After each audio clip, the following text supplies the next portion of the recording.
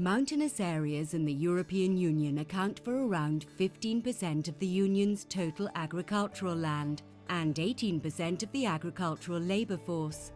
Spain, Italy, France and Romania have the largest coverage of mountain areas.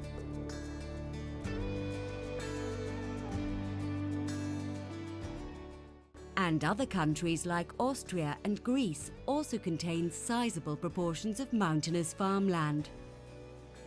Mountainous rural areas are an important asset for the European Union. They provide essential public goods and quality products.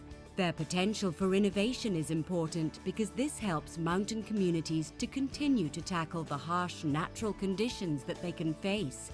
The Common Agricultural Policy helps farmers in mountainous areas to work with natural handicaps, like altitude and steep slopes, through many measures under both the first and the second pillar. It's important to note that mountain areas in the EU are very diverse and that support from the Common Agricultural Policy can be tailored to meet the specific needs of specific mountain areas.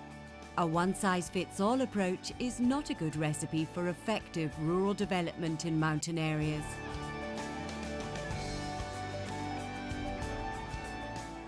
La politique de développement rural continue à aider les montagnes à développer leur attractivité à la fois en tant que lieu de vie où il fait bon habiter et en tant que lieu aussi où on peut avoir une carrière, notamment pour les jeunes. Les montagnes offrent une grande diversité d'activités économiques, que ce soit dans le domaine de la bioéconomie ou des ressources naturelles ou énergétiques qui sont présentes en grande quantité.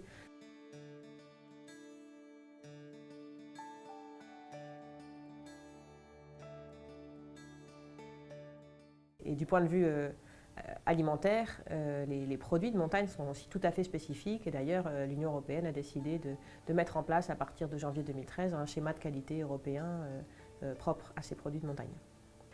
Nos montagnes sont aussi bien entendu appréciées par les citoyens européens comme des destinations touristiques d'excellence et comme des réservoirs à la fois de biodiversité et des lieux où on bénéficie de paysages absolument magnifiques.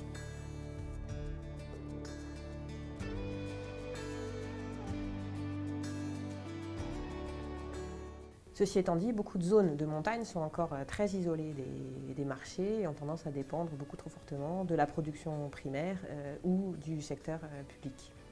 L'agriculture dans ces zones de montagne reste cependant une activité très difficile et le dépeuplement associé au déclin des services dans beaucoup de zones constitue à représenter une menace très importante pour beaucoup de communautés de montagne à travers l'Europe.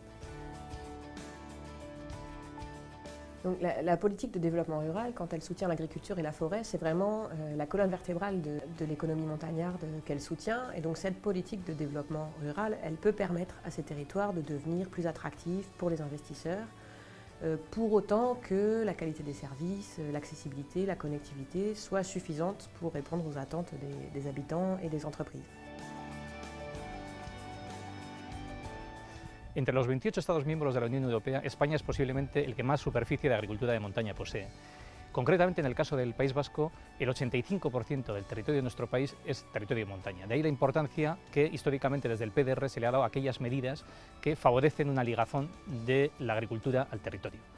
Entre estas, las medidas agroambientales o las medidas de compensación de las indemnizaciones compensatorias de montaña, las ICM, son especialmente importantes en explotaciones como la que nos encontramos en este momento, por ejemplo, Arreta, donde las condiciones de altitud dependiente hacen difícil competir con explotaciones en fondo de valle o en llanura.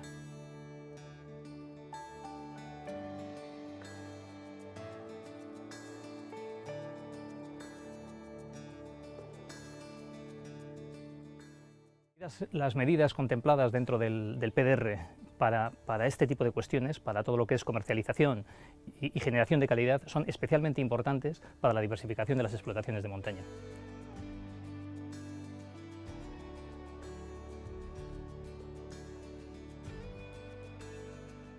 Pero si queremos un medio de montaña vivo, las medidas en favor de la agricultura no son suficientes.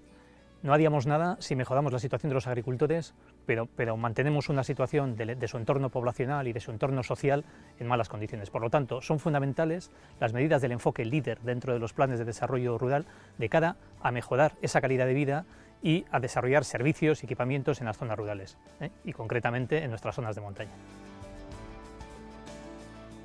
For further information about the EU's rural development policy support to mountain areas, connect with the website of the European Network for Rural Development.